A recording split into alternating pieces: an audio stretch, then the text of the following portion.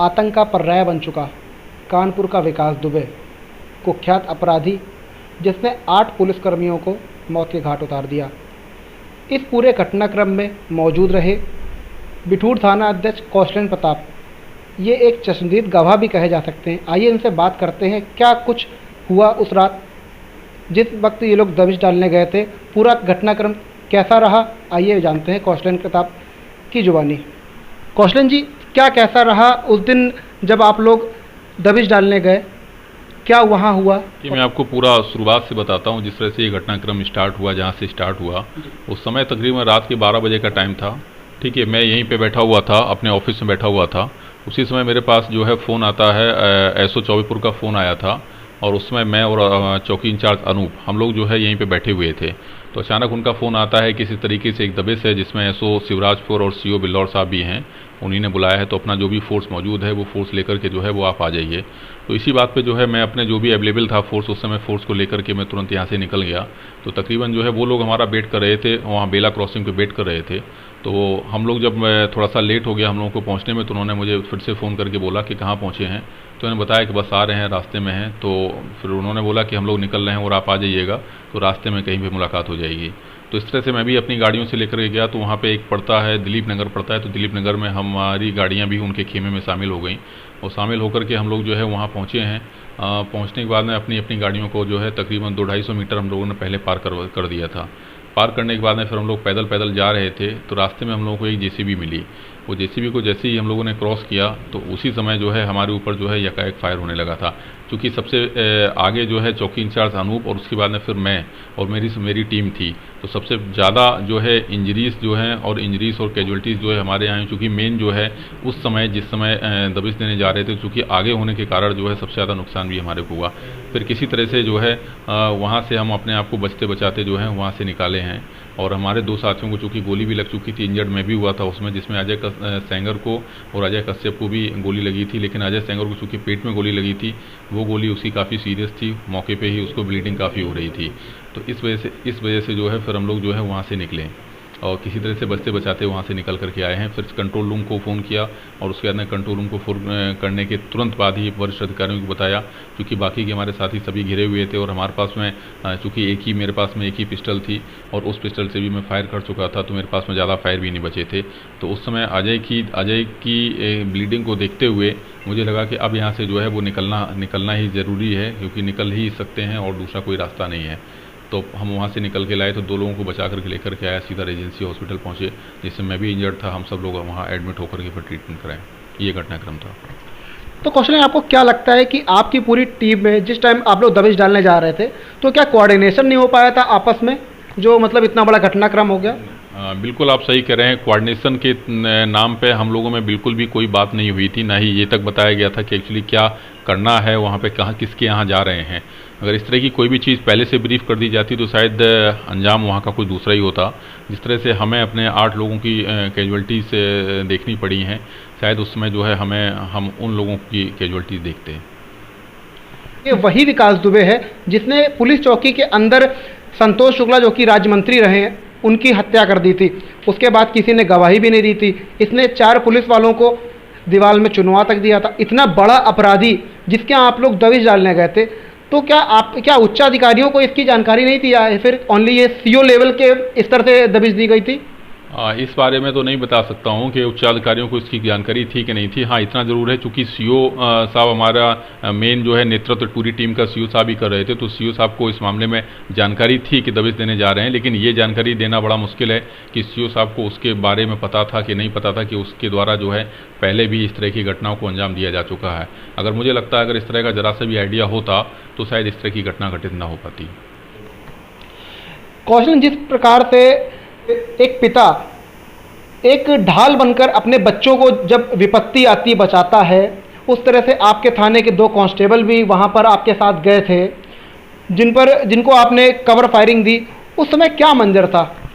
बिल्कुल, पहले तो मैं ये बताना चाहूँगा कि मेरे साथ में जो है टोटल 10 लोग गए थे और 10 लोगों में चूँकि जब अचानक हम लोगों के ऊपर फायरिंग हुई तो सारा फोर्स या सारी हमारी टीम जो है छितर बितर हो गई। मात्र 2 लोग जो हैं वो मात्र हमारे साथ में आ पाए, दीवार के किनारे आ पाए।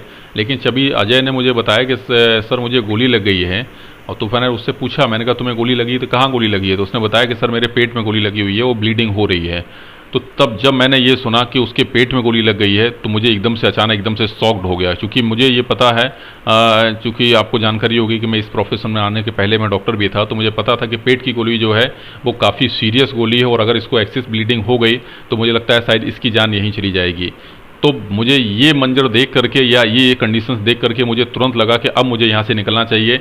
उसी समय चूंकि मुझे ये भी था कि मेरे पास में बहुत ज़्यादा मतलब बैकअप भी नहीं था, मेरे पास में बहुत ज़्यादा मतलब राउंड भी नहीं थे, करीबन 5-6 राउंड में चला चुका था, मेरे पास में कुछ बचा भी नहीं था।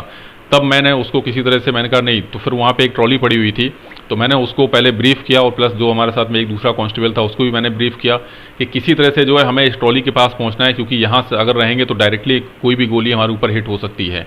तो हम उसको ब्रीफ करते हुए जो है वहाँ तक लेके गए, कवर फायर किया मैंने, वहाँ पे लेके गए, लेके जाने के बाद में फिर अचानक उन लोगों ने मुझे देख लिया, तभी उन्होंने बोला कि अब इनके ऊपर जो है बम मारो, बम चिल्ला करके उसने बोला, जिसको हम लोगों ने बड़े अच्छे से सुना। उसी दौरान फायरिंग भी हो रही थी, लेकिन फायर से चूंकि ट्रॉली में हम लोग ट्रॉली के पीछे आ चुके थे, तो फायर से हमारा कुछ नहीं हो रहा था, लेकिन हाँ अगर बम फेंकता तो शायद बहुत भारी नुकसान हो जाता। तो फिर वहीं पे एक टूटा हुआ घर पड़ा था, तो मैंने उसको जो है सहारा दिया, और उसके आने उस टूटे हुए घर से जो है फिर हम लोग जो है जैसे हम टूटे हुए घर में गए, वैसे गए तो थे इस उम्मीद में कि शायद वहाँ पे हमें कुछ सेफ्टी मिल जाए, लेकिन जब हम वहाँ पहुँचे हैं तो वहाँ पे एक टूटे हुए घर में एक दरवाज़ा भी था, वो दरवाज़ा जो है टूटा हुआ था, तो शायद वही दरवाज़ा जो है मौत के मुँह से निकलने का दरवाज़ा हम लोगों के लिए बन गया, और वहाँ से निकल करके हम बाहर आ पाए। कौशल, इस पूरे घटनाक्रम में आपके कहाँ कहाँ चोट आई है? बाकी आपके जो 2 कांस्टेबल रहे उनके कहाँ कहाँ चोट आई है, क्या आप दिखाना चाहेंगे? बिल्कुल, मुझे जो है ये हाथ में जो है, ये हाथ में चोट, यहाँ पे चोट आई थी यहाँ पे, और नीचे थाई में जो है, थाई में मुझे जो है 2 बुलेट थाई में लगी हुई थी। तो इस तरह से जो है टोटल 3 बुलेट जो है मुझे लगी हुई थी, और 3 बुलेट को प्लस ये अजय सेंगर को जो है 2 बुलेट जो है उसको पेट में लगी हुई थी, और अजय कश्यप को जो है वो लेफ्ट हैंड में ही शायद लगी हुई है, उसको फ्रैक्चर भी हुआ है, बोन का फ्रैक्चर भी है। फ्रैक्चर जो है मेरे भी है, ये अंगूठे में जो है फ्रैक्चर है, इतना इंजरी हुई थी वो। अच्छा, आज विकास के मारे जाने के बाद सियासी गलियारों में राजनीति हो रही है, आपको क्या लगता है कि इतने बड़े अपराधी के मारे जाने के बाद सियासी हलचलें जो तेज हो गई हैं, तो क्या ये होना उचित है? देखिए, मैं सियासी गलियारों के ऊपर तो सिर्फ इतना ही बोल सकता हूँ कि भाई उनकी उनकी उनकी ये एक कहना उनका काम है, अगर वो नहीं कहेंगे तो उनकी कैसे दोबारा से जो है मेन स्ट्रीम में लौटेंगे। तो हमेशा जो है जो रूलिंग पार्टी होती है उसकी कुछ बुराइयां सभी लोग करते हैं, और कुछ अच्छाइयाँ भी की जाती हैं, लेकिन जो मतलब लोग कर रहे हैं, ख़ास तौर से हम लोगों के ऊपर, मतलब जो चीज़ का जिस तरह का अटैक हुआ उसके ऊपर भी लोगों को कुछ बोलना चाहिए, लेकिन वहाँ पे सिर्फ पॉलिटिक्स हो रही है, ये चीज़ थोड़ा सा सही नहीं है, क्योंकि इतनी बड़ी घटना हुई है और हमारे 8 लोग जो हैं जिनकी शहादत हुई है, तो उसमें जो है इस पर सियासत करना या राजनीति करना उचित नहीं है। कौशल, जैसा कि भी आपने देखा कि इतना बड़ा एक अपराधी था, और इसमें क्या मतलब पुलिसिंग, आपको नहीं लगता कि पुलिसिंग और बेहतर होनी चाहिए? क्योंकि इतने बड़े अपराधी के सामने आप लोग जा रहे थे, और चूंकि विनय तिवारी जो कि चौबेपुर थाना अध्यक्ष रहे हैं, उनकी भी भूमिका संदिग्ध रही है। इसके पहले आदरणीय सीओ महोदय ने तत्कालीन एसएसपी डीआईजी आनंद तिवारी को अवगत भी कराया था। तो आपको नहीं लगता कि इसमें उच्चाधिकारियों के निर्देशानुसार ये सारा घटनाक्रम होना चाहिए, या फिर पुलिसिंग आपके यहाँ की और बेहतर हो सके, उसके विषय में आपके क्या मतलब कुछ सुझाव आप देना चाहेंगे? इसके बारे में पहले तो आपको ये क्लियर करना चाहूँगा, जिस तरह से जो सोशल मीडिया के माध्यम से एक लेटर वायरल हुआ था कि सीओ बिल्लौर साहब ने एसएसपी तत्कालीन एसएसपी श्री आनंदेव साहब को जो है एक लेटर लिखा था, उस लेटर के संबंध में जांच चल रही है, क्योंकि जब वो जांच का विषय है कि वो लेटर था भी कि नहीं था।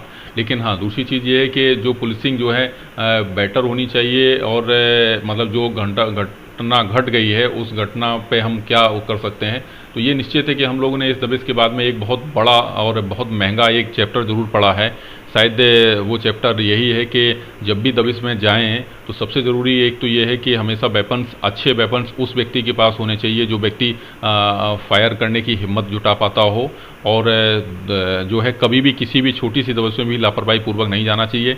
जाने के पहले ब्रीफिंग अच्छी तरह से होनी चाहिए, और ब्रीफिंग के बाद में सभी लोगों को ये चीज़ पता होनी चाहिए कि किसका क्या रोल है उस ब्रीफिंग, उस दबिश में किसको क्या करना है। ये चीज़ बहुत ज़रूरी है, बिना इसके अगर जाएंगे तो धोखा कभी भी हो सकता है। विकास दुबे के खात्मे के बाद आपके परिवार का क्या कुछ कहना है, क्योंकि एक तरह से आप मौत के मुंह से निकलकर वापस आए थे?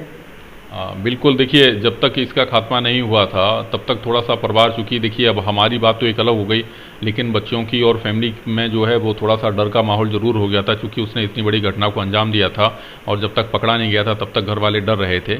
लेकिन हाँ, हो जाने के बाद में कुछ संतोष ज़रूर मिला है और अब फिलहाल इस तरह की कोई दिक्कत नहीं है। चलिए, ये थे हमारे साथ बिठूर थाना अध्यक्ष कौशलन प्रताप सिंह। ये उस वक्त मौजूद थे, पूरा घटनाक्रम इनकी जुबानी आपने सुना। कैमरा पर्सन संजू गुप्ता के साथ अंजुल मिश्रा, कानपुर।